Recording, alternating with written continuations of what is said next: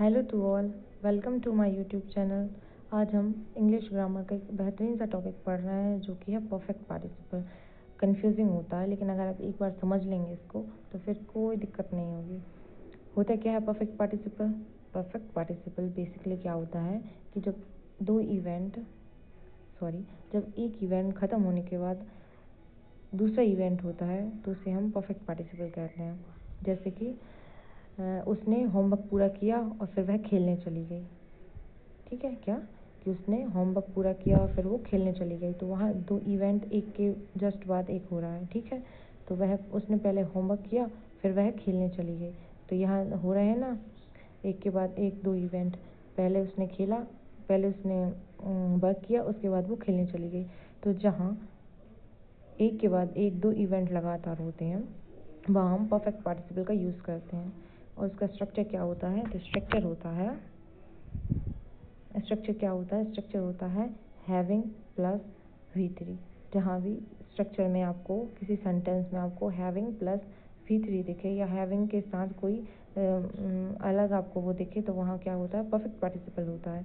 जैसे कि हम पहला क्वेश्चन देखते हैं। पहला क्वेश्चन क्या है हमारा पहला क्वेश्चन है having taking a deep breath the athlete jumped over the high wall.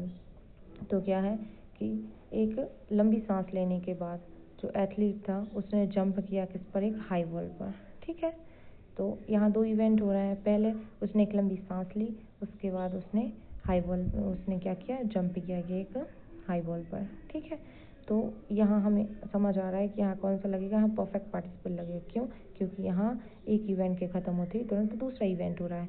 पहले उसने एक गहरी सांस ली, उसके बाद उसने जंप किया, तो यहाँ हमें अलग ही समझ आया कि यहाँ परफेक्ट पार्टिसिपल का यूज़ होगा, क्योंकि उसकी पहचान ही यही होती है कि जहाँ एक इवेंट के ख़त्म होते ही दूसरा इवेंट तुरंत शुरू हो जाता है, वहाँ हम क्या यूज़ करते हैं? वहाँ हम परफेक्ट पार्टिसिपल का यूज़ करते हैं। ठीक है, जैसे मैंने पहला उदाहरण दिया था कि पहले उसने वर्क कंप्लीट किया, उसके बाद वो खेलने चली गई, तो यहाँ जैसे ही उसने वर्क कंप्लीट किया वो खेलने चली गई, ये क्या है? ये परफेक्ट पार्टिसिपल का एग्जाम्पल है।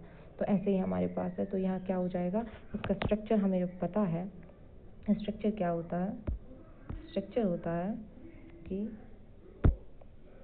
Having plus V3। तो यहाँ क्या लगा? यहाँ तो ING फॉर्म लगा है नहीं, तो क्या लगेगा? V3 लगेगा। तो क्या हो जाएगा? हैविंग के बाद क्या हो जाएगा? टेकन हो जाएगा। तो क्या हो जाएगा? हैविंग के बाद टेकन हो जाएगा। क्या हो जाएगा? टेकन, क्योंकि हैविंग प्लस V3 ये परफेक्ट पार्टिसिपल का स्ट्रक्चर होता है। तो हम यहाँ क्या कर देंगे? टेकन। ये हो गया हमारा।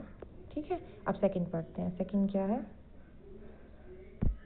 सेकंड है after having forgetting his wallet at home Rohit had to borrow money from his friend. यहाँ भी एक के बाद एक इवेंट हो रहा है। क्या कि पहले वो क्या भूल गया? अपना घर पे पर्स भूल गया, तो उसने अपने फ्रेंड से क्या बोरो मतलब उधार ले लिया। तो यहाँ भी हमें अलग ही दिख रहा है स्ट्रक्चर किसका है? परफेक्ट पार्टिसिपल का है। तो हैविंग के बाद क्या हो जाएगा? V3। हैविंग के बाद क्या आएगा? हैविंग के बाद V3 आएगा। तो फॉरगेट की थर्ड फॉर्म क्या होती है? फॉरगेटन। क्या होती है?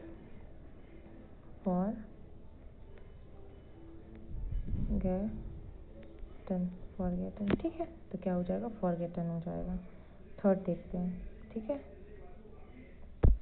थर्ड क्या है? Having clean the entire house Maya sat down to drink a cup of tea. तो जैसे ही माया ने अपने घर का काम पूरा किया, हाँ अपना हाउस पूरा क्लीन किया, माया क्या एक चाय का कप लेके बैठ गई। ठीक है, तो उसने क्या एक कप ऑफ टी ली। ठीक है, 1 कप ऑफ टी ली।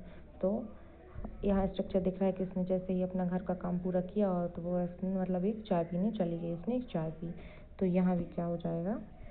यहाँ भी स्ट्रक्चर होगा हैविंग प्लस V3। तो क्या हो जाएगा? यहाँ क्लीन की जगह क्लीन्ड।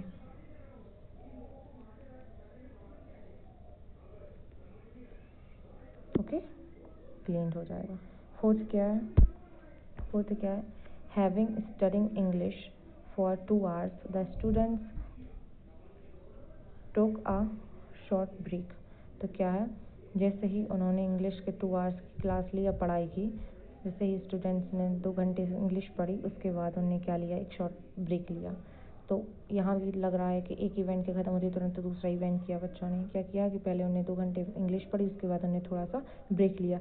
तो हमें अब तो रटा गया होगा कि हैविंग प्लस V3 होता है परफेक्ट पार्टिसिपल का स्ट्रक्चर। ठीक है, तो यहाँ स्टडिंग नहीं होगा, क्या हो जाएगा, स्टडीड।